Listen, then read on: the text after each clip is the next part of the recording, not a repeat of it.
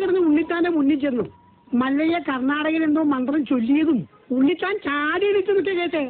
ചാടി എഴുന്നേറ്റ് പഞ്ചായത്ത് ഗ്രൗണ്ട് വഴി 2 റൗണ്ട് ഓടി. ഒന്ന് പോടോ.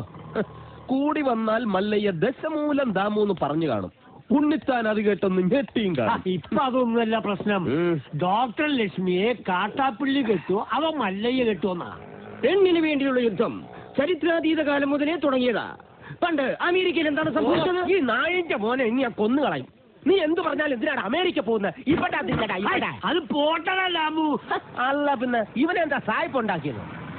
വേലിൽ നീ വായനശാലയിൽ പുസ്തകം വായിച്ചോണ്ടിരുന്ന നിന്റെ കണ്ണ് ഞാൻ കുത്തിപ്പൊട്ടിക്കും. ഓ, എന്റെ കയ്യിൽ എസ് മോഡൽ കത്തിയില്ലാതായി പോയി. പാലിന്റെ പാത്രം ഒഴിഞ്ഞെങ്കിൽ തന്നോളൂ. ഓഹോ, നീ മല്ലയ്യയുടെ വീട്ടിൽ കയറി താമസിച്ചിട്ടും മല്ലയ്യയുടെ മനസ്സിൽ കയറി താമസിച്ചത് ആ ഡോക്ടർ പെണ്ണായി പോയല്ലോ ഗൗരി. ചില മുതലാളിമാരൊക്കെ അങ്ങനെയാ പരമുള്ളേ. വീട്ടിലൊരു സെറ്റപ്പ് ഉണ്ടെങ്കിലും കല്യാണം കഴിക്കുന്നത് വേറെ പെണ്ണിനെ ആയിരിക്കും. ഇഷ്ടപ്പെട്ടില്ലേ? പെണ്ണില്ല. മാപ്പൊന്നും പറയണ്ട, പൊക്കോ. വൃത്തിയായിട്ടവനെ ഉമ്മ വെച്ച് കളിക്കുന്ന ചെവിയും കേട്ടൂടെ കണ്ണും കണ്ടൂടാ. ശിവനെ, ഇത് യാതില്ല. നിക്കറിയോടെ തൽക്കാലം മല്ലയെ ഇതറിയണ്ട. പെങ്ങളൂട്ടി പൊക്കോ. യുവമാരൊന്നും ശരിയല്ല, പൊക്കോ.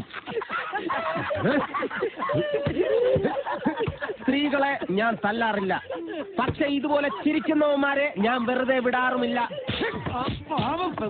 കമന്റടിച്ചിട്ട് ചിരിക്കുന്നവടാ കള്ളക്കളവാ. ചിരിക്കടാ, ധൈര്യം ഉണ്ടെങ്കിൽ ചിരിക്കടാ. നിനക്കൊക്കെ തന്നെ ശരിക്കും അറിയാൻ പാടില്ല.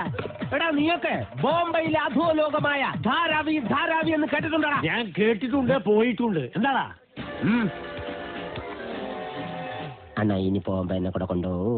സത്യം, ഞാൻ ഇതുവരെ പോയിട്ടില്ല. ഫുൾ ചെലവ് എന്റെ വക.